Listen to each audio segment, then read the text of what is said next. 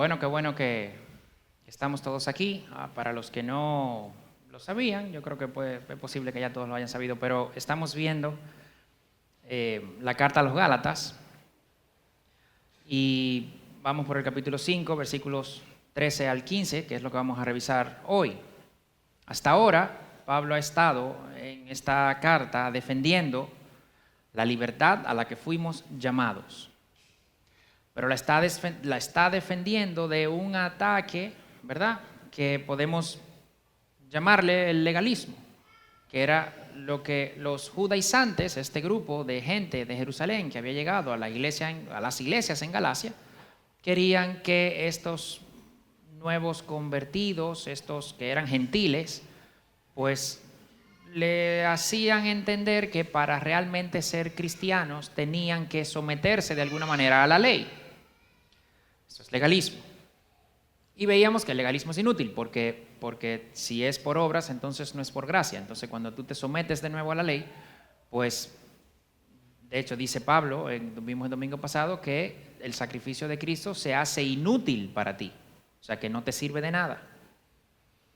Y al principio del capítulo 5, versículo 1, Pablo advierte de este peligro. Dice el versículo 1 del capítulo 5, para libertad fue que Cristo nos hizo libres. Por tanto, permanezcan firmes y no se sometan otra vez al yugo de la esclavitud. Pablo está reafirmando que Cristo, que se hizo maldición por nosotros, fue para librarnos del yugo de la ley. Y hemos estado hablando de todo esto. Sin embargo, hoy llegamos a otra situación y es que esta libertad cristiana tiene otro peligro. Puede ser atacada de otro frente, de otra forma. Y si veíamos el legalismo por un lado, de esta forma esta nueva que vamos a ver ahora es el libertinaje. Un peligro es confundir libertad de, y cuando yo confundo libertad de, pues generalmente caigo en el legalismo. Pero yo puedo también estar confundido en la libertad para,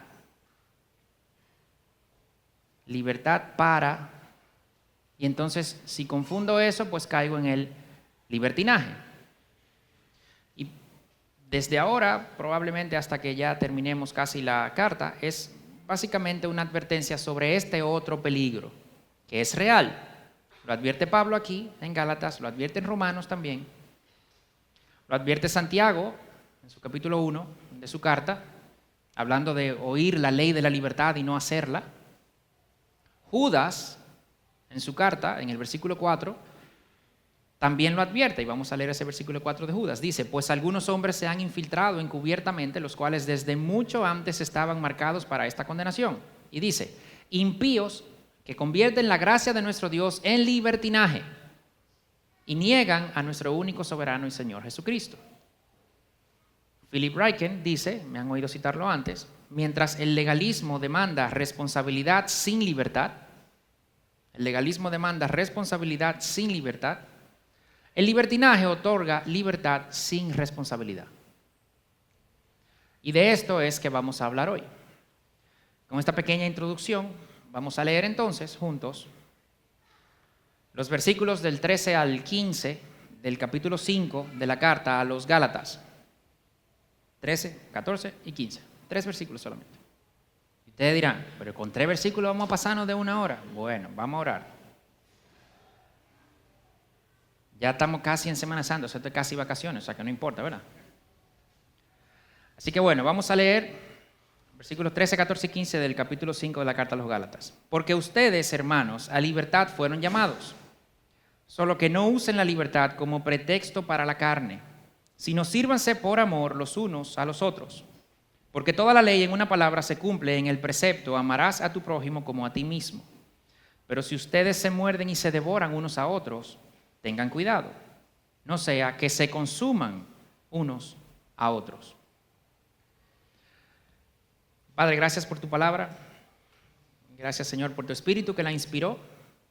Y gracias, Señor, porque el mismo Espíritu nos ilumina para poder entenderla.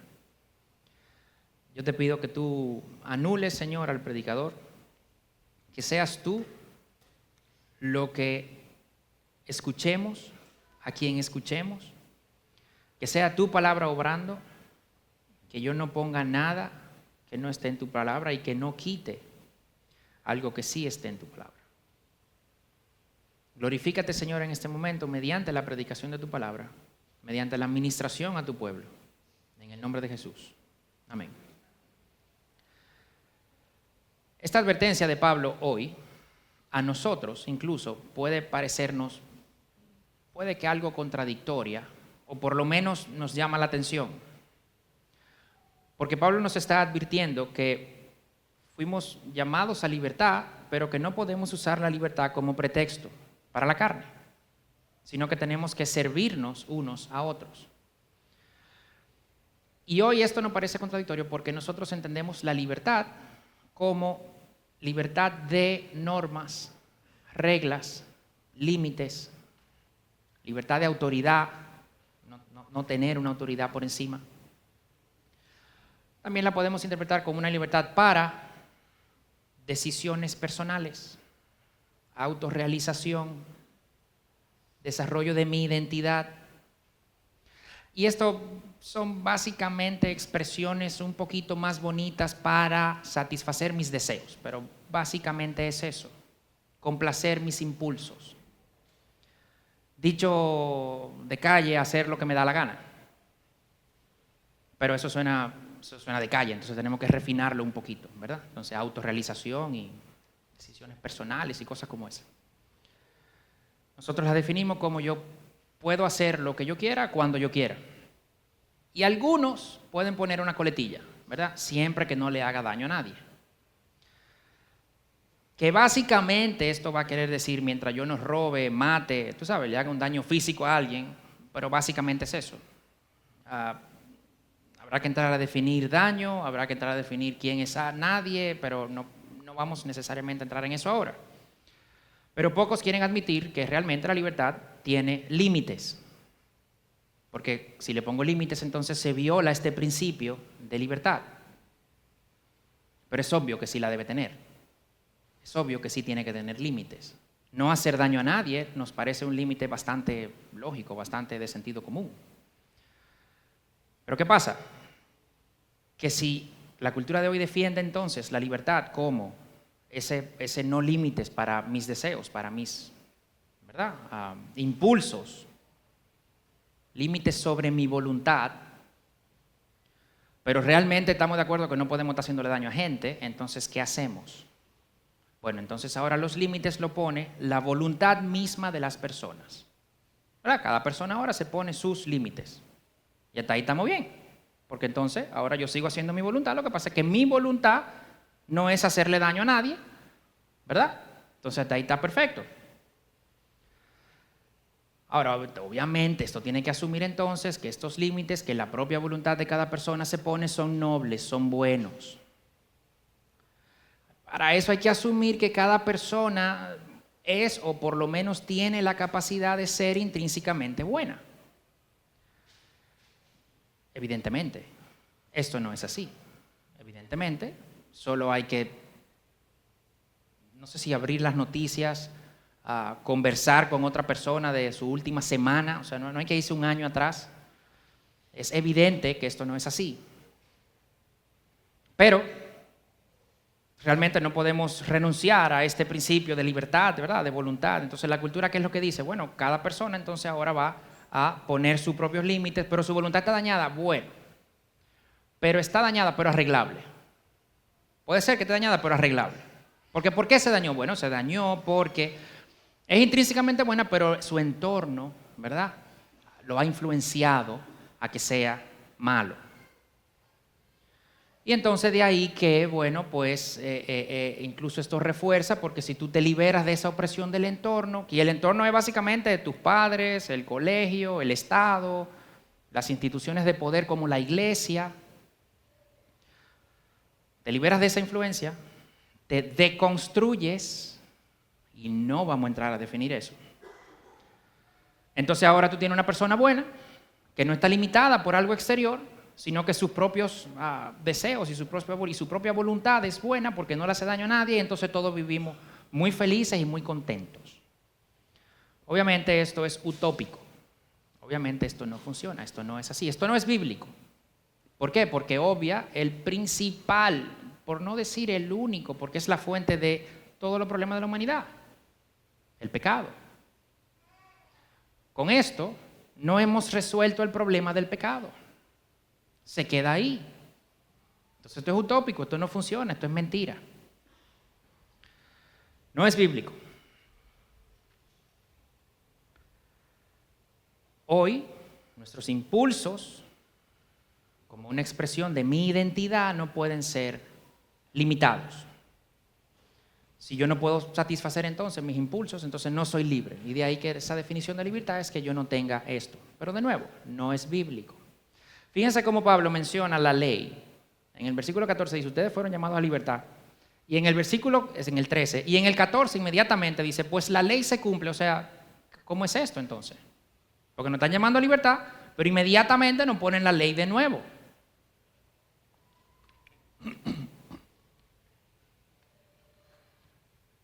Tenemos que reconocer que, como hemos venido diciendo, el pez en la pradera, ¿verdad?, de la hierba buena, fresca, no es libre. El pez no es libre en la pradera, el pez es libre en el agua, así como el águila en el fondo del mar tampoco es libre. Tenemos que reconocer esto. Libre de es importante, pero el libre para también es igual de importante. Son dos caras de una misma moneda. No podemos solamente hablar de libre de. Para Pablo, Cristo había comprado nuestra libertad para que podamos obedecer la ley de Dios. Así como Dios había librado al pueblo de Israel para que fuera al desierto a servirle. Eso lo dice Éxodo. Pues así mismo. Pablo habla de esto en Romanos 6:18, de que fuimos libertados del pecado y nos hemos hecho esclavos de la justicia. Nos libraron del pecado para hacernos esclavos de la justicia. Righteousness, en inglés. Como si no tuviéramos otra opción. Como que, oye, pero entonces estoy aquí de esclavo y entonces ahora soy liberado, pues entonces puedo estar aquí de esclavo de nuevo. O sea, como yo tengo que ser esclavo de algo obligatoriamente. Pero la realidad es esa. Porque lo contrario es decir que yo quiero ser libre para satisfacer mis deseos y mis impulsos. Y eso es esclavizarme entonces de mis deseos y mis impulsos, como lo vamos a ver más adelante. Entonces la advertencia de Pablo es, efectivamente, fueron llamados a libertad, pero no usen esa libertad como pretexto para la carne. Pablo advierte entonces, no usen la libertad para libertinaje. Pretexto para la carne, la idea ahí es como una base militar, ¿verdad? De donde empiezan a salir ataques, de donde se coordinan los ataques. Entonces, no usen esa libertad para que la carne empiece a lanzarles ataques desde esa libertad, desde esa posición de libertad. ¿Y qué es la carne?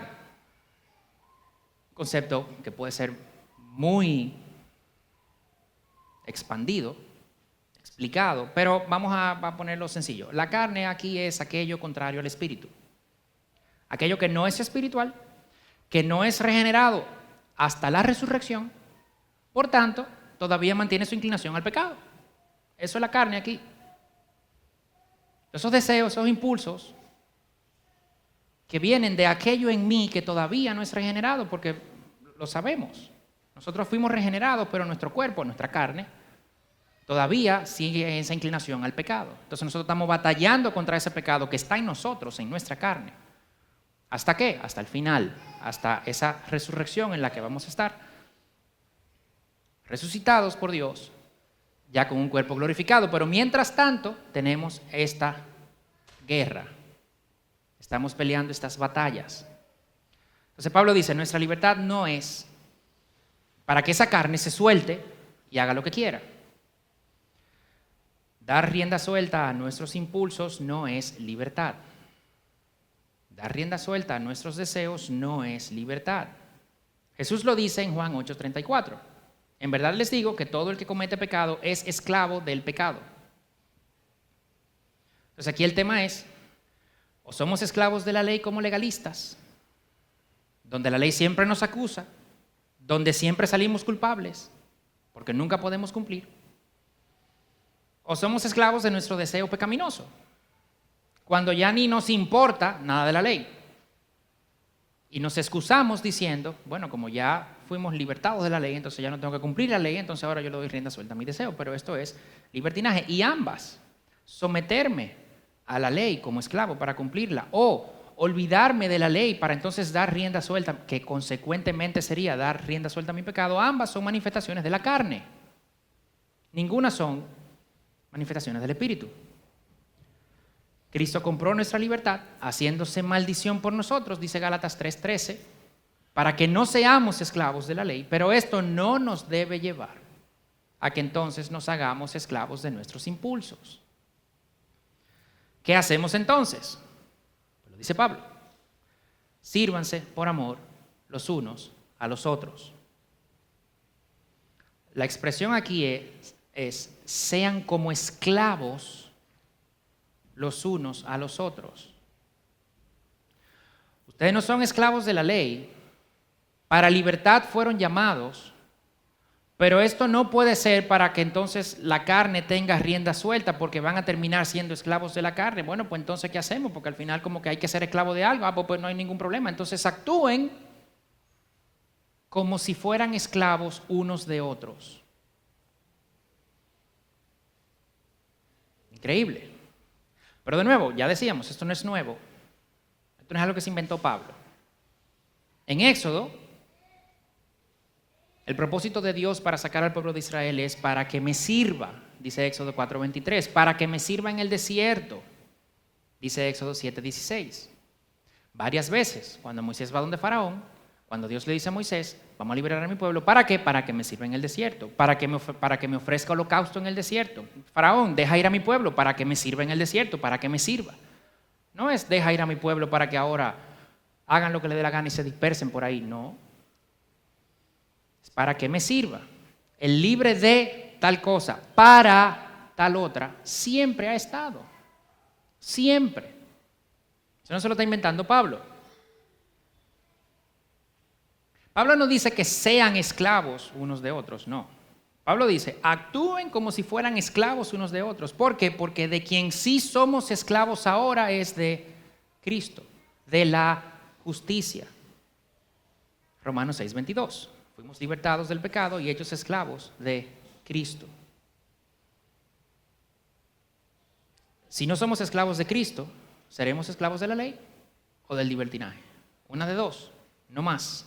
¿Seremos moralistas o seremos hedonistas, si se le quiere llamar de esa manera? Y en ambos hay problema porque en ninguno hay amor. Si ¿de dónde tú sacas el amor ahora? Bueno, vamos a verlo. Porque el versículo 15, de hecho, eso es lo que dice: si ustedes se muerden y se devoran unos a otros, tengan cuidado, no sea que se consuman unos a otros. O sea que aquí está pasando algo en Galacia, en las iglesias de Galacia, donde esta gente está teniendo problemas y problemas serios. Evidentemente tenían una diferencia doctrinal. Ellos creían algo, llegan los judaizantes con esta otra idea, ¿verdad? Aquí hay un choque, aquí hay un problema. Y es un problema tan grande que Pablo escribe una carta para esto y ya hemos visto cómo él escribió y tal. Pero esta diferencia, evidentemente por este versículo, trajo discusiones, pleitos, contiendas. Una diferencia doctrinal. Y alguien dirá, tú ves, por eso es que no podemos estar con esto de doctrina y estas cosas, porque esto es lo que trae problemas, porque trae diferencia, porque yo creo una cosa, tú crees otra cosa, y entonces imagínate. Ya, pero no podemos dejar el evangelio mal definido, que eso es lo que estaba pasando aquí en Galacia. O sea, tú vas a dejar que personas entonces se vayan confundidas y que crean que tienen el verdadero evangelio cuando no lo tienen. No puedes hacer eso. Y ya hemos hablado de que sí, el evangelio hay que defenderlo. Y alguien podrá decir, bueno, sí, pero el evangelio y las demás doctrinas sí, pero ya lo hablamos también en un par de domingos atrás, que casi todas estas doctrinas tienen, o todas las doctrinas tienen una implicación también en nuestra vida. Tienen una implicación también en el evangelio. Entonces no podemos coger el plano cómodo y decir, no hablemos de esa doctrina porque esto nada más da problemas. No. Eso sería poco responsable de nuestra parte.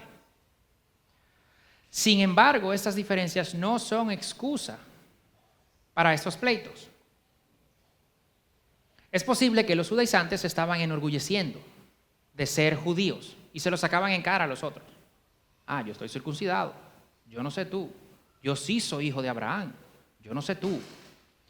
Pero también es posible que aquellos en Galacia que entendían esa libertad, entonces también medio se jactaban delante de los otros, probablemente judaizantes o judaizados, ¿verdad? Ah, bueno, ahora tú tienes que cumplir la ley, pero yo este chicharroncito sí me lo como, ¿verdad? Y entonces también se ufanaban de eso. Se jactaban de su libertad frente a judíos.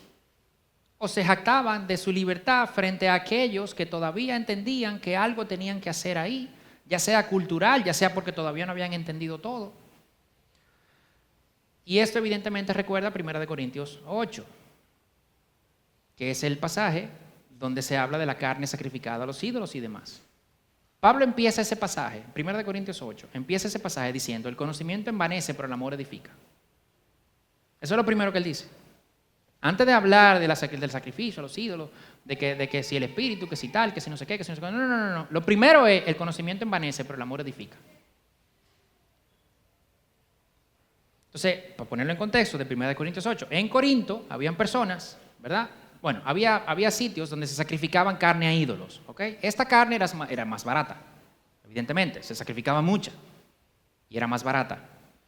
Pero los judíos no podían comer de esta carne sacrificada a los ídolos.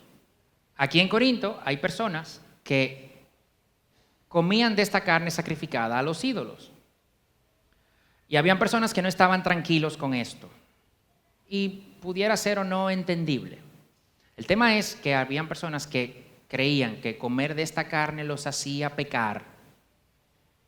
Y habían otros que entendían que, como bien dice Pablo en 1 Corintios 8, que eso no importa, que tú te puedes comer tu carne.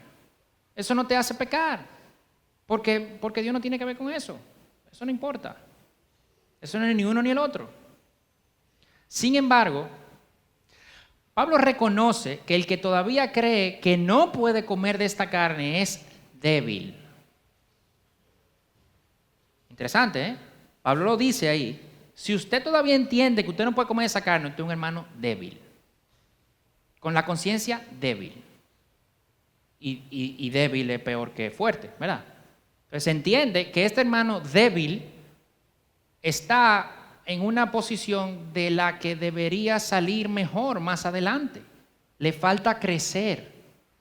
O sea que hay hermanos débiles y hay hermanos fuertes. Pero Pablo dice, si por tu conocimiento, tú que eres fuerte, si por tu conocimiento se pierde el que es débil, porque te has convertido en piedra de tropiezo para él, ¿verdad? Porque te vio comiendo y dice, bueno, si él come, yo como también, entonces déjame comer, pero la conciencia de ese débil, ese comer no está bien, pero él lo está haciendo porque te está viendo a ti, pero él todavía no está ahí. Pero como tú lo estás haciendo, y tú no estás mal haciéndolo, pero como tú lo estás haciendo, él lo hace, pero con su conciencia lo condena. Entonces, porque su conciencia lo condena, lo haces pecar. Por tu conocimiento se perderá el que es débil, el hermano por quien Cristo murió. Y así, al pecar contra los hermanos y herir su conciencia, cuando ésta es débil, pecas contra Cristo. ¡Wow!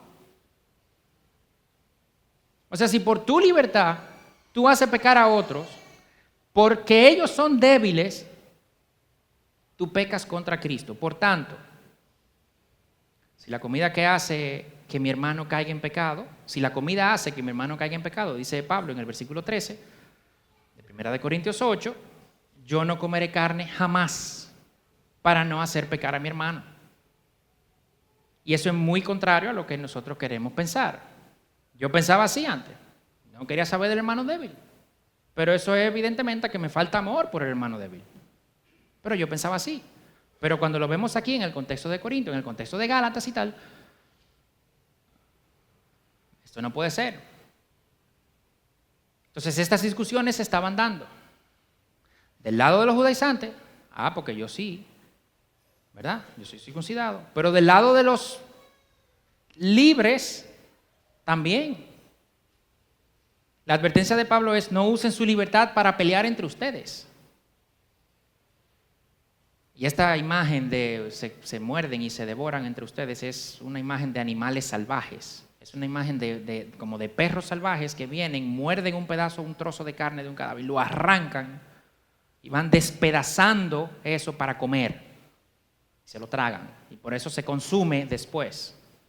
Entonces Pablo está diciendo: ustedes están comportándose como unos animales salvajes. Una imagen muy, muy vívida, ¿eh? Un perro arrancando así un pedazo de carne para tragárselo. Bueno, Pablo, está bien. Nos amamos unos a otros. Ok, vamos a dejar estos pleitos, vamos a dejar esta contienda. Pero, ¿de dónde tú sacas eso?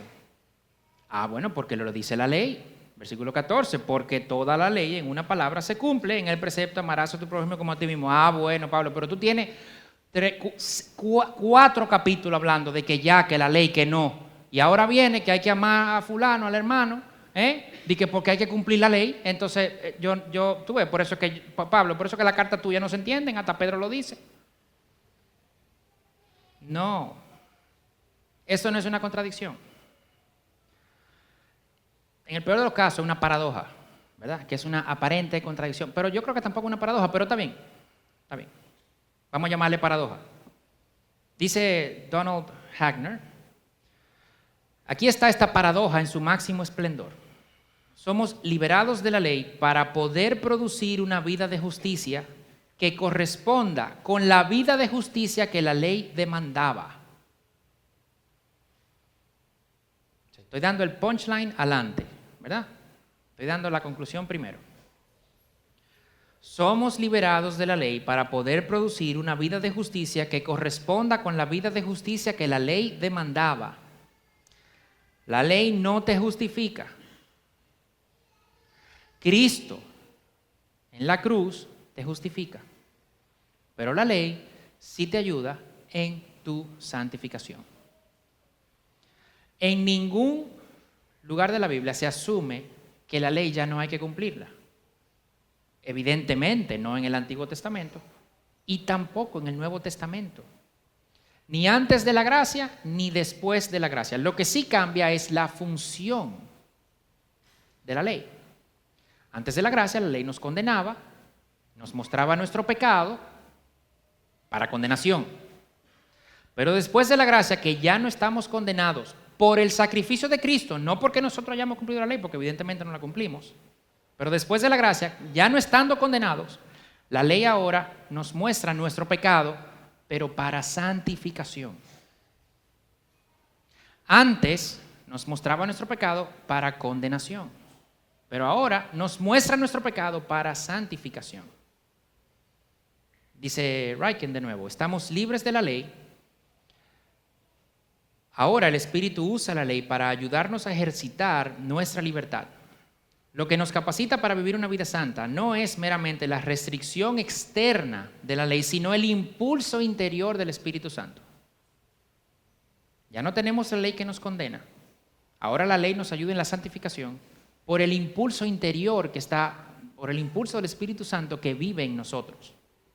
Pablo está claro de esto. Inmediatamente después de hablar libertad, habla de la ley.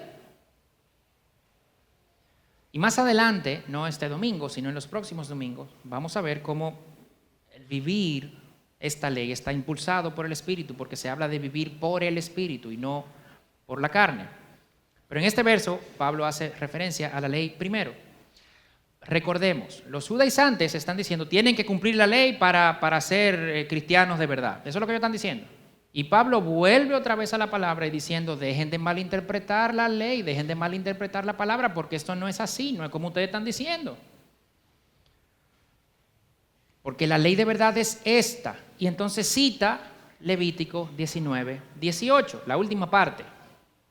Levítico 19:18 dice: no te vengarás ni guardarás rencor a los hijos de tu pueblo, sino que amarás a tu prójimo como a ti mismo. Yo soy el Señor. Eso es algo que Jesús ya hizo. Jesús lo cita como uno de los grandes mandamientos, en lo que se resume la ley completa, en Mateo 22, en Marcos 12, en Lucas 10. Mateo 5 y Mateo 19 también lo hace. Y los dos grandes mandamientos, ¿cuáles son? Amarás al Señor, tu Dios, con todo tu corazón, con toda tu alma, con toda tu mente, con todas tus fuerzas, y al prójimo como a ti mismo. Esos son los dos mandamientos. Toda la ley se resume ahí. Pero Pablo dice aquí que toda la ley se resume en amarás a tu prójimo como a ti mismo. O sea, Jesús dice, toda la ley se resume en amarás al Señor tu Dios y amarás a tu prójimo. Pero Pablo dice que toda la ley se resume en amarás a tu prójimo. Pablo fue inspirado por el Espíritu Santo, tanto como Mateo, Marcos y Lucas fueron al escribir sus evangelios. Entonces tú dices, ajá, otra contradicción de Pablo. Porque los judíos no necesariamente entendían o predicaban tanto el judaísmo de ese primer siglo, de este pasaje, de amarás a tu prójimo como a ti mismo. Ellos no se basaban necesariamente en eso. No lo predicaban tanto. Entonces, ¿de dónde Pablo coge este énfasis? De Jesús. Ya, pero Jesús cuando lo mencionó los dos. Entonces, ¿por qué Pablo ahora coge y no solamente menciona uno? Vamos a verlo, porque esto no contradice lo que Jesús dice. La realidad es que si amamos al prójimo es porque amamos a Dios. Primera de Juan 4, 7, 8. Amados, amémonos unos a otros porque el amor es de Dios. Y todo el que ama es nacido de Dios y conoce a Dios. El que no ama no conoce a Dios porque Dios es amor. Por otro lado, no es verdad que amamos a Dios si no amamos al prójimo. De nuevo, eso no me lo estoy inventando yo, lo dice Juan en su primera carta, capítulo 4, versículo 20. Si alguno dice yo amo a Dios pero aborrece a su hermano, es un mentiroso. Oye eso. Porque el que no ama a su hermano a quien ha visto, no puede amar a Dios a quien no ha visto. Súper práctico.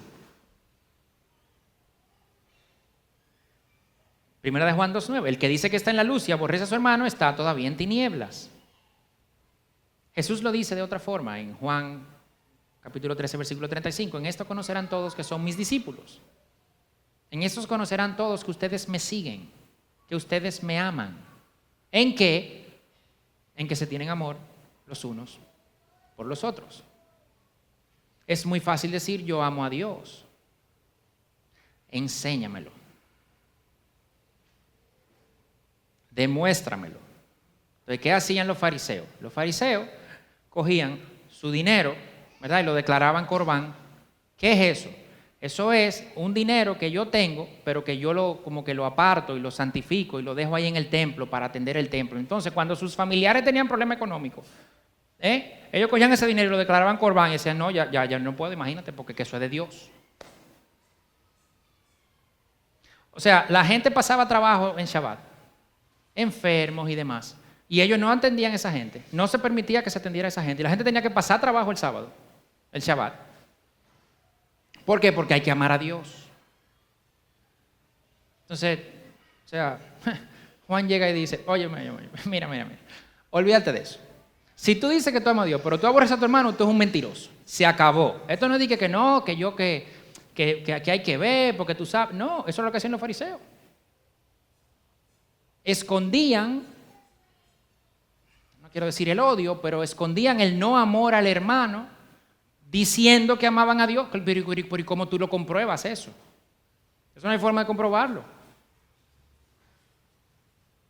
La Biblia no es un libro esotérico y metafísico. No, es súper práctico. Oye, ¿tú amas a Dios? Sí. ¿Dónde? Enséñamelo. ¿Tú no amas al hermano? Al que tú estás viendo. Pues entonces tú no amas a Dios, eso es mentira. Se acabó. Ya.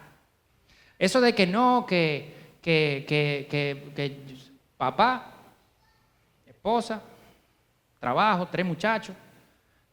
Dios me llamó y me voy para el monte y dejo los niños y la esposa y todo el mundo y no, que iluminado. No, ¿qué es eso? No, eso no es así. La Biblia no es así. Eso será otra mentira. Porque es mentira. Pero la Biblia no es así. Si tú no amas a tu hermano, tú no amas a Dios. Ya, se acabó. Y si tú dices que sí, pero tú no amas a tu hermano, tú eres un mentiroso. Dice Juan.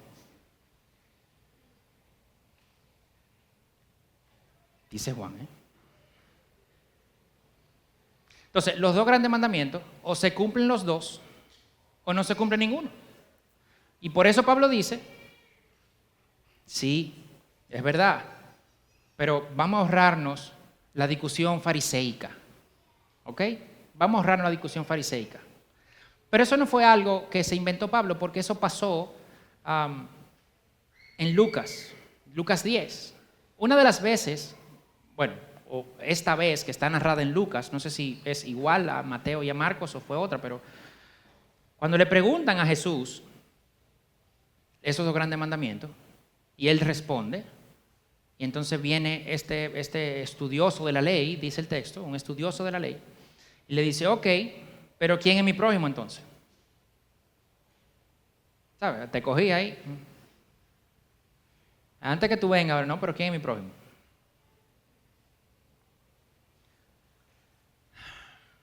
Y ahí viene la parábola del buen samaritano. Es en este contexto que eso se da. Pero yo tengo que amar a ese prójimo. Dice, pero amarlo, sí, claro que sí.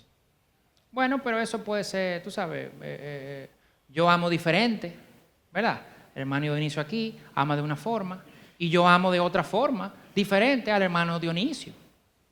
Ok, a ver, lo primero es que, como dice Douglas Moo, en esta vida nuestro amor nunca es perfecto, nunca es sincero, completamente sincero, nunca lo es.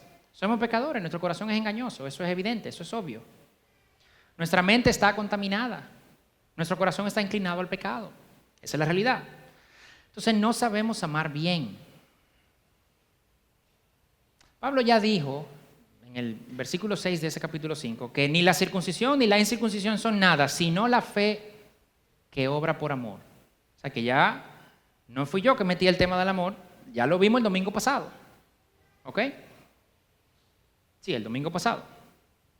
Y ahora en el versículo 13 nos dice que tenemos que hacernos como esclavos unos a otros por amor. Porque ahora nos dice que cumplir la ley es amar a Dios y amar al prójimo. Aunque Pablo lo pone solamente con amar al prójimo porque ya vimos que esto implica, obviamente, amar a Dios también. Entonces puede ser que el problema sea que no entendamos lo que es el amor. Porque hoy lo podemos definir como un sentimiento, como una respuesta a alguien, ¿verdad?, que me hace a mí sentir algo, y eso es amor. Por tanto, es algo que se va, porque si depende de el otro y no de mí, el otro es cambiante, yo también, pero el otro es cambiante. Entonces, eso no es incondicional tampoco. Está motivado por mi satisfacción propia más que por otra cosa. No nos debe sorprender, vivimos en una cultura muy egocéntrica. Mis intereses primero, mis impulsos, mis deseos. Como la definición de libertad se ha tergiversado, así la definición de amor también. Pero gracias al Señor, la palabra de Dios está ahí siempre para corregirnos. Y entonces nos corrige y vamos a ir al pasaje de 1 Corintios 13, que normalmente se lee en bodas. O sea, suena bien, pero vamos a ver, suena romántico, pero suena romántico por el contexto de amor que nosotros entendemos, ¿verdad? Pero romántico es cantar de los cantares. Romántico puede ser Jacob trabajando 7 años por Raquel, algo así. Pero si nosotros realmente vamos a 1 Corintios 13, dice, el amor es paciente. Okay, paciente. Lo primero, paciente. Esa palabra, macrotumía, eso es alguien que aguanta, que persevera valientemente. Esa es la definición. Eso no suena muy romántico. Bueno, puede sonar romántico de los caballeros de la Edad Media, pero no suena romántico de hoy. Alguien que persevera, que aguanta, que soporta los problemas y las desgracias. Tú hablar ahora de amor, de problemas y desgracias, eso no es romántico. No es romántico, pero es real. Es bondadoso, no tiene envidia, no es jactancioso, no es arrogante, no se porta indecorosamente, no busca lo suyo, no se irrita, no toma en cuenta no toma en cuenta el mal recibido. Wow. No se regocija de la injusticia, sino que se alegra con la verdad. Todo lo sufre, ahora que se pone bueno. Todo lo sufre, Aguanta lo que cueste. Eso es lo que dice. Todo lo cree, todo lo espera, todo lo soporta, upomeno. Soportar un peso grande. Eso es lo que significa esa palabra. Eso fue lo que Cristo hizo por nosotros. Entonces Dios nos está diciendo que así es como tenemos que comportarnos con todos. No con nuestra pareja solamente, porque nosotros cogemos 1 Corintios solamente hablando de contexto de boda y de pareja y de tal. No. Esto con todos. Wow. Entonces dirá, está bien, pero ¿quién es mi prójimo? Porque todavía no me respondiste. O sea, tú lo dijiste ahorita, pero te hiciste loco y te fuiste a hablar de amor. Todavía tú no me has dicho quién es mi prójimo. Bueno, vamos a verlo, está bien. Porque no lo respondí yo, se lo respondió Jesús. Esa pregunta la hizo un fariseo ya. O sea, que quien está preguntando aquí, pero ¿y quién es mi prójimo? Usted está citando al fariseo. Y Jesús le respondió con la parábola del buen samaritano. Donde la enseñanza no era que había que hacer el bien al que está en la calle, que sí, pero esa no era la enseñanza. La enseñanza de esa parábola era que ese era samaritano. Porque si tú le preguntabas a un judío si él tenía que hacer algo bueno por su hermano judío, obviamente te iba a decir que sí. Pero si tú le preguntabas a un judío que tenía que hacer algo bueno por un samaritano, eso era una locura. Eso no se le ocurre decirlo a nadie. Y entonces Jesús viene y dice,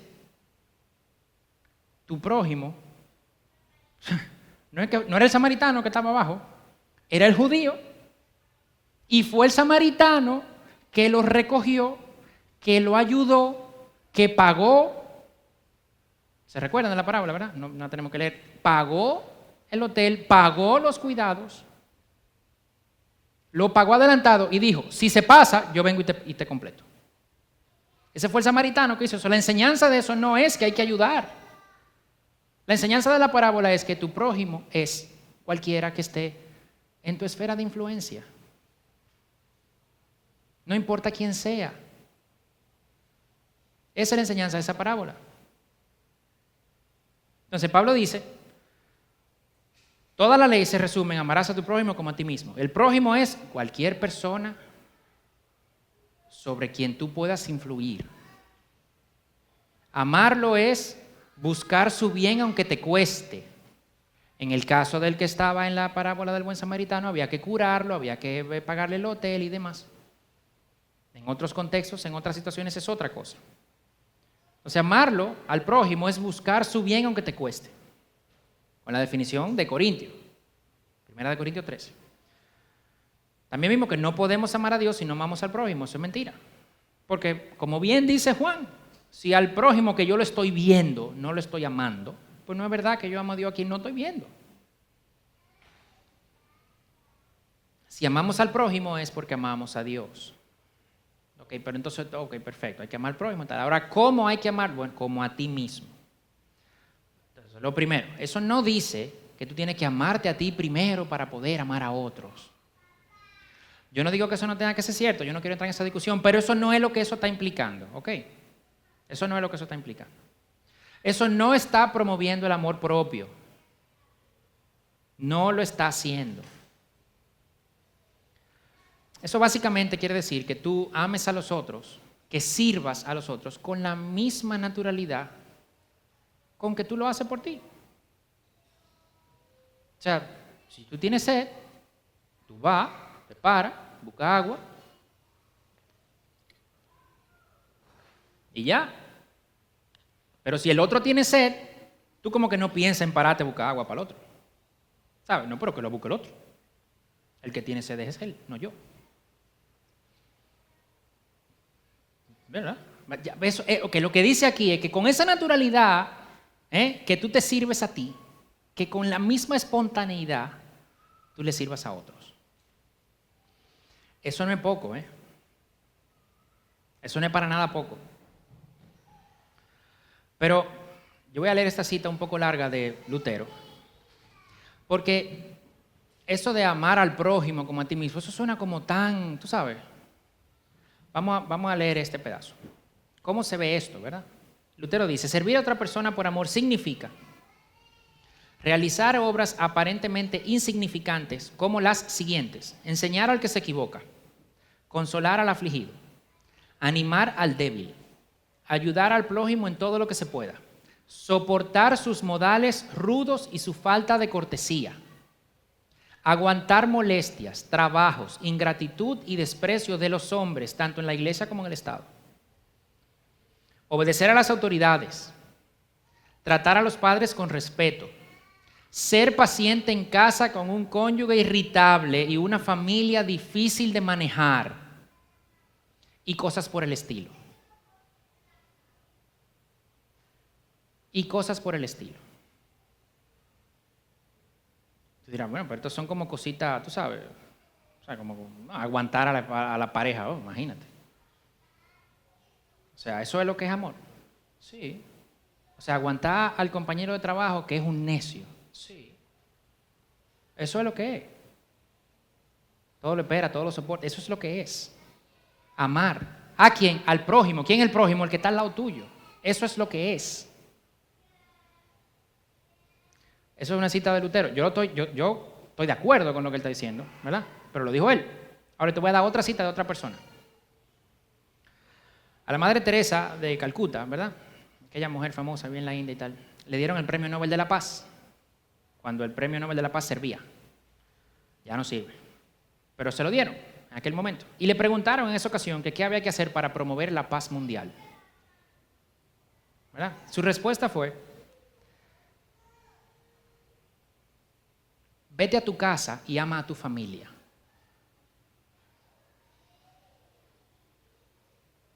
Vete a tu casa y ama a tu familia. No la paz mundial, no. Vamos a promover la paz mundial. Vete a tu casa y ama a tu familia. Después de esa lista de cosas, Lutero dice lo siguiente: pero créeme, estas obras son tan extraordinarias y brillantes que el mundo entero no puede comprender su utilidad y su valor. Al parecer, la Madre Teresa sí entendía alguito, ¿verdad? Pero el mundo entero no puede entender su utilidad y su valor de estas cosas que parecen para nosotros sencillas. Nosotros queremos ver cosas grandes, tú sabes, evitar el cambio climático. Pero tu mamá todos los días saca la basura y tú no levantas la cabeza del celular para ayudarla ni una sola vez, pero tú estás peleando el cambio climático.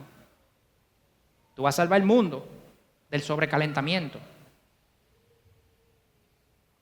Tú quieres acabar con el sufrimiento en el mundo entero. Pero tu compañero de trabajo está pasando trabajo ahora mismo, es obvio que tu jefe se cogió con él, le está poniendo más trabajo del que él puede manejar y a ti no se te ocurre ayudarlo. En el mejor de los casos, porque asumimos que tú no estás asumiendo, ¿verdad? Esta es mi oportunidad para irme por encima. Tú estás viendo que se está haciendo injusto con esa persona, pero tú quieres acabar con el sufrimiento en el mundo. Pero el que está al lado tuyo no te importa. Tú quieres evangelizar a la tribu no alcanzada, pero a tu hermana que vive al lado, en la habitación al lado, a esa no le predica, pues ya te cansaste, ya, imagínate. Pero tú quieres evangelizar a la tribu, no, yo un llamado misionero. Somos libres, pero somos esclavos. Somos esclavos por amor. Dice Lutero, un cristiano es un soberano sobre todo, que es perfectamente libre y no está sujeto a nadie. Y un cristiano es un siervo perfectamente obediente de todos y está sujeto a todos. Como Cristo se despojó, tomando forma de siervo, doulos, esclavo. Esa palabra es esclavo. Él se hizo esclavo, nosotros tenemos que hacernos esclavos. Él se despojó de sí mismo, nosotros no tenemos que despojarnos nosotros mismos también. Él tomó forma de esclavo, nosotros también. Él se humilló, nosotros no humillamos. El cristiano debe servir, ayudar, en todas las formas tratar con su prójimo como Dios en Cristo ha tratado con él. La verdadera libertad no es darle rienda suelta a mis deseos. Esa es una vida de esclavitud. La verdadera libertad está en obedecer la voluntad de Dios. Esa es la libertad. ¿Cuál es la voluntad de Dios? De nuestro nuevo Señor. Antes estábamos esclavos del pecado, pero ahora no.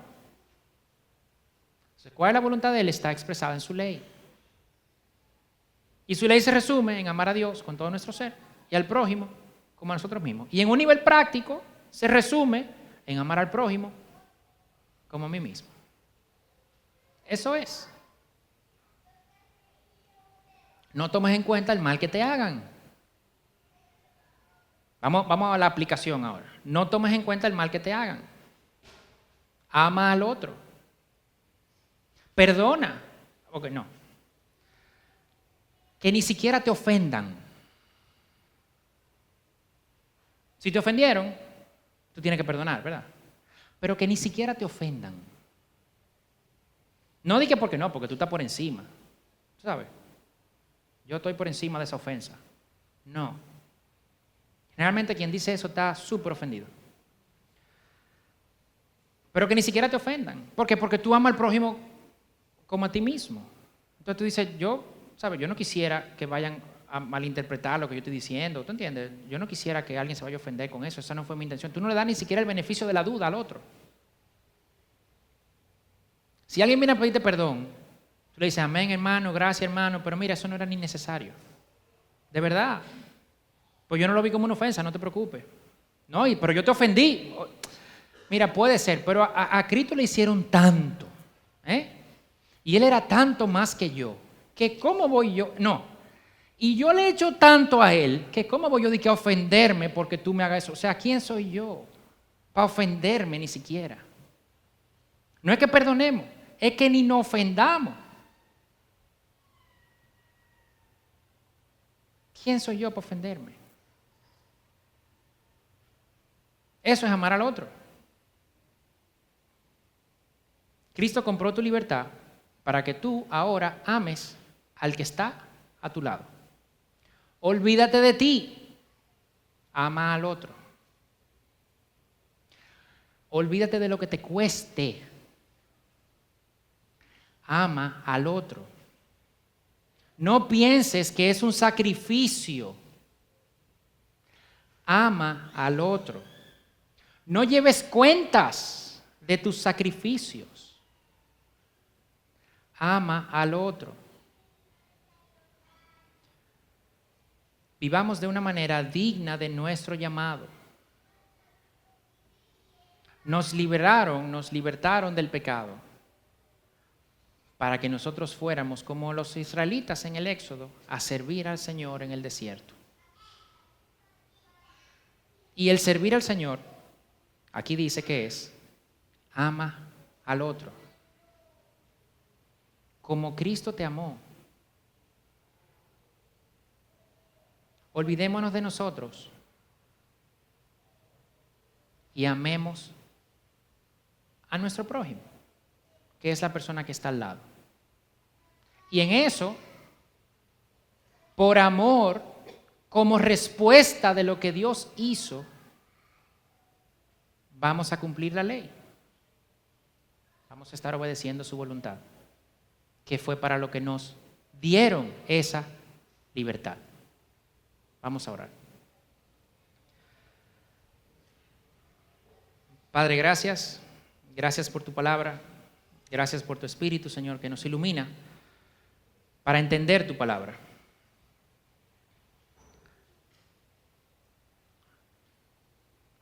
Padre, vimos hoy que lo que tú quieres de nosotros, Señor, es que amemos. Lo que tú quieres de nosotros es que amemos al prójimo. Padre, reconocemos que eso no podemos hacerlo por nuestro propio esfuerzo. Porque como tú dices en Corintios 13, el llamado es muy alto. Nuestro ego está muy inflados. Padre, pero yo te pido que tu Espíritu desinfle nuestro ego. Que nos veamos, Señor, a la luz de Jesús, de su sacrificio. Que podamos, Señor, ver nuestro pecado frente a la santidad de Dios. Y entender, Señor, lo grande que fue tu amor por nosotros.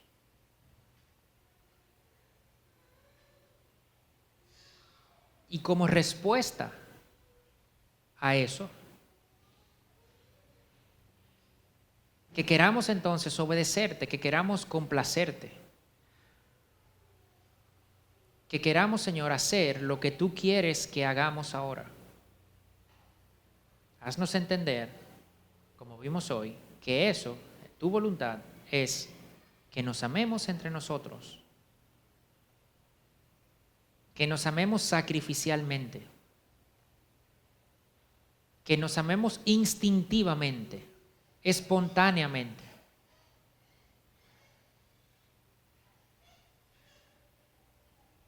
Padre, que podamos ser una iglesia que se conoce porque sus miembros aman y especialmente sus miembros se aman entre ellos. Padre, no con el amor que nosotros conocemos, sino con el amor que es real, con el amor que es tuyo, con el amor como tú nos amaste a nosotros. Trae, Señor, esa convicción de pecado primero, de que realmente no amamos, de que realmente hemos estado amando por conveniencia. No hemos estado amando incondicionalmente como tú nos amaste a nosotros, porque tú nos amaste en nuestra suciedad.